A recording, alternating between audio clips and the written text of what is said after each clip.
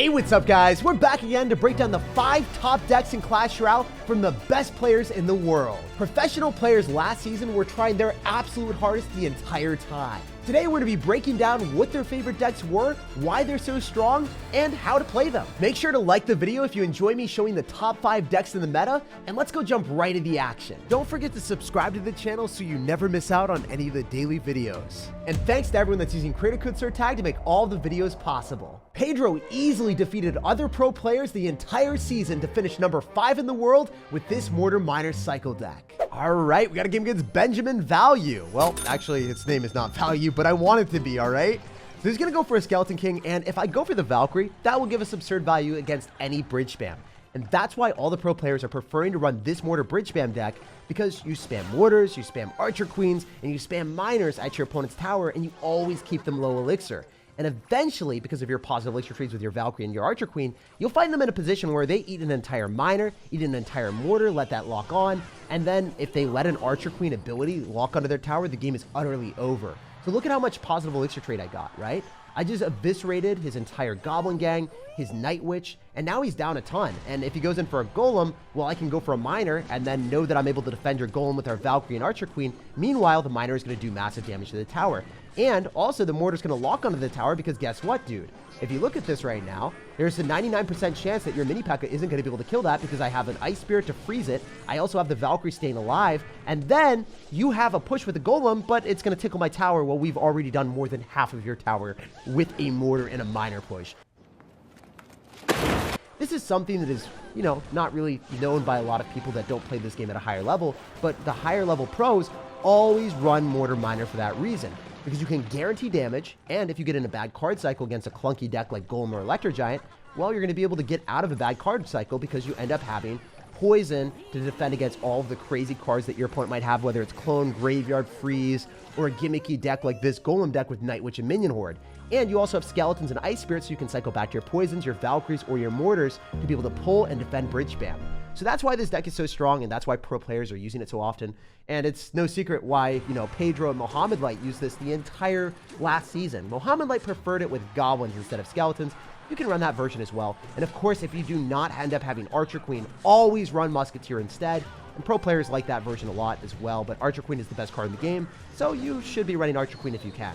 So I'm going to go in for a Miner here just to get even more damage. We know that our Archer Queen is likely going to die, but it's all good. It doesn't necessarily matter that much. As long as we're able to kill the Mini P.E.K.K.A. and force out more elixir from our opponent, he's going to be furious. Look at that. The Miner's tanking for the Archer Queen, so guess what? It's going to force out even more. Somebody stop me! So this is going to be awesome because I can go in for a Valkyrie to go and pull all of his stuff. Ice Spirit again, and then when he decides to spam more stuff, then we just go for the Archer Queen, and we shut it all down. And the best part about it is the fact when they spam more stuff into a poison, it permanently resides on the map. So they can't consistently spam like the Skeleton King ability because it would just be wasted. Dude, watch as you go and drop a Goblin Gang. Skeletons are going to counter everything. Oh my gosh, you went from Mini P.E.K.K.A. Goblin Gang and also arrows, and I defended with like 2 and 1 elixir cost cards. Meanwhile, I was able to throw more Miners at the tower because it was up so much elixir, and there was nothing you could do. As you guys can see, there's a reason the best players are all playing this deck, and it finished number 5 in the world because it beats all the gimmicky decks in Clash Royale. Using the best Hog Rider deck in Clash Royale, Ian finished number 4 in the world. If you don't have Archer Queen, you can use Musketeer instead. Hey, this guy's got Lava Hound and Balloon in his banner, so, you know, this might be like one of the more challenging matchups for a lot of people if this is actually the deck he's going to play. And let's freaking go, baby. We are going to Hog Rider and get that damage. So, riding away with, you know, 1,000 damage right out of the jump usually feels pretty good. But when you're playing against a Lava Hound deck and you only have Archer Queen for defense, well, it's going to be more of a reliability on your Archer Queen to defend everything. I'm going to go for a Giant Skeleton here, and I think I'm going to be able to finish off the entirety of his push. We know that the tower is definitely going to be able to finish off the Fly Machine, and I don't want to get head over heels and go in for an Archer Queen when I don't need to. So if you guys noticed, even though he dropped a lot of air cards with the Skeleton Dragons, the Fly Machine, I just was really not wanting to go in for our Archer Queen. If I go in for my Archer Queen, then I won't have that for his Lava Hound push that he's going to set up. So at all costs, I'm going to be saving that for him to go in for the Balloon or the Lava Hound. Okay, this time I actually have to go in for the Queen because otherwise the Fly Machine would ruin me. So I'm going to go in for Skeletons here. I have to go and click the ability as well. And we're going to take one shot to the face, but it's not that bad, right? We're currently up 1,000 damage. We've got an Archer Queen counter pushing. However, I don't have the ability. You might go for a Miner or a Tombstone. In either situation, I'm happy with that. So we know that the Miner is going to be able to give him at least one shot on the tower, right? No way that that Squeaky Shovel is going to give him nothing. Yeah, he got a little bit of a slap. Always want to go for a Hog Rider Earthquake on top of the Tombstone if he drops it in the wrong spot. It's going to Earthquake preemptively because I assumed he was going to drop the Tombstone later, but he decided to go in for just Skeleton Dragons and didn't do the Tombstone because I guess he thought that I was going to go in for that. Huh, good play from our opponent.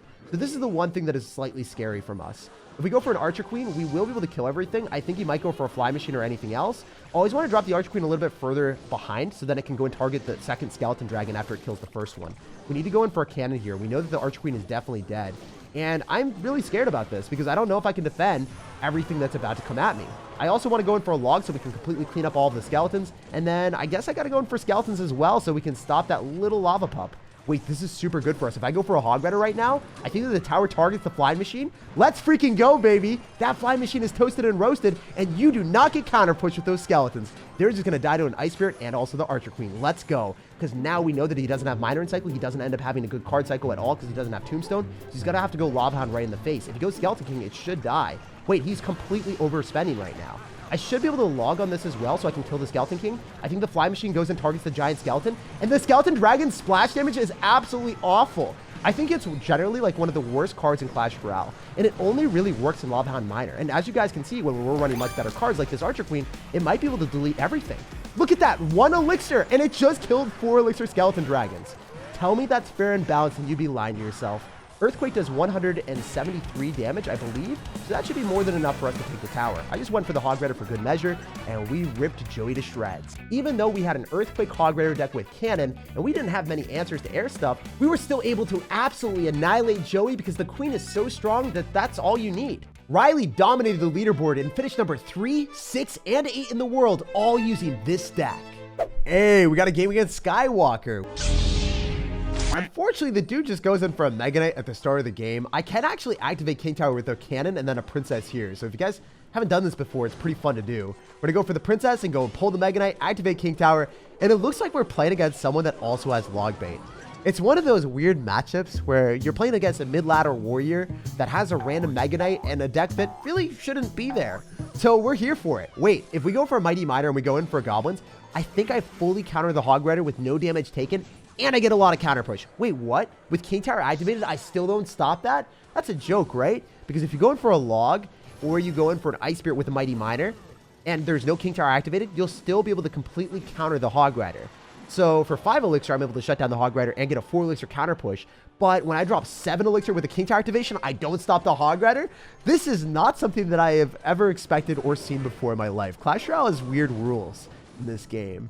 So he's got Goblin Barrel. I fully expect him to go in for a Goblin Barrel on the left-hand side. So what I want to do is I want to go in for an Ice Spirit Goblin Barrel. So then when he decides to do that, he's going to get countered by Goblins.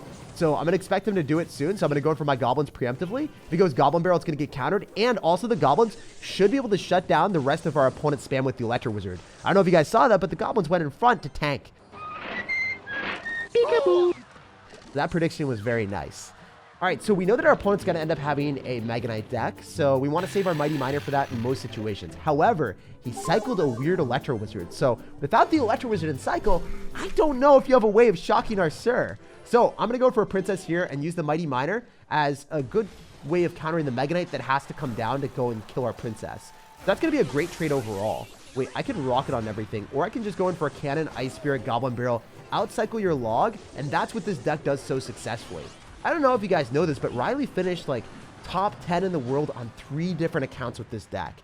And it was for good reason. It's one of the best decks in the game when played like a pro. So if you guys want to learn a deck that has a huge high skill level, this might be it for you. I'm going to go in for a log here, just to be able to finish off the wizard. And even if he goes in for a Goblin Barrel, we can go for our own Goblin Barrel defensively, or we can just go and drop our Goblins as well. And that's going to be able to shut down the majority of it. Actually, no damage taken because we have the cannon in the middle, if you guys saw that. The cannon was able to target the inside Goblin, and we didn't take anything at all. So I'm going to Ice Spirit here. So the Mega Knight jumps towards that. Then I'm going to go in for Mighty Miner, and then I'm going to go in for a cannon. I think that that should pull the Hog Rider as well. Let's freaking go. Hog Rider, you are not going anywhere where you want. You're in Goblin City out here, brother. I'm going to go in for another Goblin Barrel on the tower, and then I can go in for a Princess as well. And as we're doing a lot of damage to his tower, I want to talk about another thing that you can do with the deck. because not everyone has champions in this deck, right? So if you don't have champions, what you want to run is you want to run Valkyrie instead of Mighty Minor, but if you make that change, you'll also want to have Inferno Tower instead of Cannon. So then you'll have the offensive capability with a very fast cycle with Valkyrie, being able to cycle that, but you're also going to have the defensive utility of making sure that you can shut down huge bridge spam pushes with the Inferno Tower, being able to melt Lava Hounds, being able to melt Mega Knights and P.E.K.K.A.s, which you wouldn't have if you subbed out the Mighty Minor. The Mighty Minor has that ramp-up effect, so it's pretty important that you're going to end up having an Inferno Tower. Also, we're building the Great Wall of Cannon, so I think this guy is going to get cannibalized by that. I love the fact that he has to go in for a spell here, but if he doesn't, he doesn't have anything for the Goblin Barrel. He's going to go for the Wizard, and he's not able to wander his way out of this one. No magic can save you now. Rocket Cycle is inevitable. So always run Valkyrie and Inferno Tower if you don't have Mighty Minor, and sub out the Cannon for the Inferno Tower too. Logbait has been one of the best decks in Clash Royale for years now, and it's not going anywhere. So it's a great choice to upgrade. Igor cycled his way up to number 2 in the world with this dirty Mortar Rocket Cycle deck. If you don't have Archer Queen, use Musketeer or Dark Goblin. Alright, jumping into the game with Igor's favorite Mortar deck. He was able to accomplish number 2 in the world with this deck, and it's way more aggressive than the last Mortar deck. The previous Mortar deck had Skeletons and it had Ice Spirit, which are exceedingly defensive cards. They're not going to ever apply offense. However, if you have Spear Goblins or Bats with a Minor, and you get those on the tower, your opponent will have no power to shut those down without taking a drastic amount of damage. This guy is going to spice some things up, and he will probably, if I had to guess, be running an Electro Giant deck. After seeing Lightning, Phoenix, and Golden Knight, those cards assemble to become the Exodia that most people don't want to see. But when you've got Mortar, you're able to shut that down very easily. Since the Mortar doesn't do damage to the Electro Giant, the Mortar won't have anything for the Electro Giant to reflect. And if the Electro Giant can't reflect anything, well, it can't finish off the building while it gets damaged down by your towers. And what do you know? It's an E-Giant, bro. I'm going to rocket on it immediately, and this guy's going to take a devastating amount of damage. At max ladder, that would be 591 damage on the tower. You guys might be like, why are you doing that? Well, because the deck's defenses are so good, I can afford to do this and get away with it. This Mortar is able to pull the Electro Giant very, very far, and then if he's got Lightning, we can Archer Queen up top, and he can't hit the Mortar, the tower, and the Archer Queen all at once. So what happens here is the Archer Queen just melts everything. If he decides to go in for a Tornado, well, we're going to be able to kill everything else and just watch you flop spectacularly. You wasted a lot of Elixir with the Tornado, which you probably need to counter the Minor. Wait, you don't have Tornado anymore. What can I do? I can Minor in the back of the tower. Obviously, I would prefer to have Skeletons here instead of Spear Goblins because Spear Goblins cost more Elixir, and they're just going to get eaten alive. I just said eaten. Wow, my English is degenerating. But yeah, I would have eaten them alive very easily with just like 1 Elixir. And that would have been much better than wasting 2, but what can you do? Gonna go Bats and Minor, as you guys saw, because our opponent didn't have Tornado. We took advantage of the situation, and we vibing out here. Yes, guys, we eated his tower alive. This is a whole new world where English doesn't make sense anymore. He's gonna go in for a Lightning, but now you don't have Lightning for the Mortar, and if you drop an Electro Giant, it's gonna get too close, and then the Mortar locks onto the tower. So we'll see how this works for you. If you drop a lot of stuff together, we just rocket it all at once, while the Electro Giant is going to be very sad because it can't kill anything. Also, watch this rocket. It should be able to hit the Golden Knight as well, and then it's just going to do so much damage to the Electro Giant that the Electro Giant had no HP to cause us misery. For 30 seconds remaining, you guys already know the deal. We're just going to Mortar in an obscure spot to go and pull the Electro Giant as far as possible, while we Electro Giant up top like I showed earlier, and then he can't Lightning everything at once, and then his offense falls apart. So it's super easy stuff, and the guy actually decided to go for a Lightning there, so now I don't even think he cares anymore. It's like he's trying to do just the weirdest plays ever. Oh, the Golden Knight dashed out of my tower, but it doesn't even matter because we've got the Ice Golem, and it's so thick it's just going to push it off, and there's nothing he can do. Very fun stuff, and this guy was utterly desperate with Electro Giant the entire time. So if you want to play a more aggressive version of the very first deck shown today, this deck is definitely it. And as an added bonus, you'll turn all of your Electro Giant fears into your opponent's tears. Hey, and after that win, we actually just collected the Master 1 emoji for the season. Let's go, guys. Tourist accomplished the impossible and finished number 1 in the world, beating the best players in the game with the original P.E.K.K.A. bridge spam. It's ridiculously refreshing to see a deck with absolutely no champions finish number 1 in the world. And this deck is out of this world too, because literally no one else in the top 200 was playing it. And somehow Tourist was able to embark on a journey, tour around the top 200, and find his place at number 1 using a deck without a single champion and a deck that no one else plays. So we're going to go in for Royal Ghost to finish off the Bandit. And the good thing about Ghost is it stays alive at 1 HP and then it goes undercover to, just relinquish your opponent's elixir and make them spend even more than they want to. The Electro Wizard here is bad for us, though, because I don't know what he's got. Maybe he's going to end up having something that's going to be really hard for me to counter. Wait, I can go in for a P.E.K.K.A here. I'm going to take a ton of damage from the Ram Rider, but the Battle Ram also connects to the tower here. See, if I knew the specific interaction, I would be like, this zap would give me more damage. I don't know. I'm just going to roll with it and see what happens, okay? The thing about this deck is it's only really good if you one-trick it, and you only play this deck and you never play anything else, because you need to memorize every single interaction. That's how Tourist was able to win all of his games and finish #1 in the world. He was like, okay, I know how to zap at this specific time against this specific matchup, and I know that the Bandit kills the card in this how many hits. It's not necessarily something that you guys want to play unless you've played this deck a lot. It is, however, cool that, for the people that have played this deck for like 3 or 4 years, it shows that the deck is still really good. And even if you're playing against cards that are absolutely overpowered, you can still play this deck and win. So I like it from that perspective, and it's still a good deck to upgrade for people that don't have champions unlocked and, really enjoy playing P.E.K.K.A, because it's a game after all, and you should be playing what's fun for you. Tourist plays this deck because it's his favorite deck, and he's played it forever, and it shows, that even if you're having fun in the game, you can still finish #1 in the world. This guy is going to try to go in for a lot of things on defense, which I don't think is going to work, because now the poison is going to allow the P.E.K.K.A to one-shot, and it will preclude any potential of him dropping any bait cards nearby. So that poison was really smart, because the P.E.K.K.A would usually have to take 2 shots to finish off the Bandit there, and it stopped him from dropping skeletons or any other distractions or anything else that he might have in his deck. He's also got a P.E.K.K.A deck. I'm going to go Battle Ram and Minions and see if we can snag the other tower.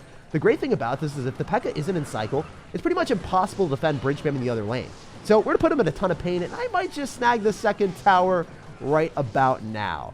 So the other thing that I want to do is I want a P.E.K.K.A here, and I want to stop his P.E.K.K.A from crossing the river if possible. If we can do that, then our tower should be able to primarily focus on the rest of the Ram Rider, and then if the Ram Rider's dead, then I don't think he's going to be able to break through. Maybe I'm wrong here. Maybe I'm wildin'. Maybe I'm crazy. Dude, don't take my other tower. I wanted a dominant victory out here. No. This is why we can't have nice things. But it's also why we steal things from our opponent with the Bandit. So, yeah, we win this game. It was a fun one, but it was also a wacky one. It was cool to see other people playing P.E.K.K.A because I think it deserves a buff. It's not necessarily one of the strongest cards in the game, but it was able to finish #1 in the world because the player was just that good. Play the decks that you enjoy and check out these top 5 decks and let me know down below in the comment section which of the 5 you enjoyed the most. Let me know if you enjoy annoying your opponents with the most overpowered cards in the meta, whether it's Rocket Psycho or Archer Queen, or if you enjoy just playing some really fun deck that's off meta that no one else plays. I'll be reading all the comments on the video today, and I'm excited to see what you guys have to say. Like if you enjoyed, subscribe for more daily videos, and have an incredible rest of your day.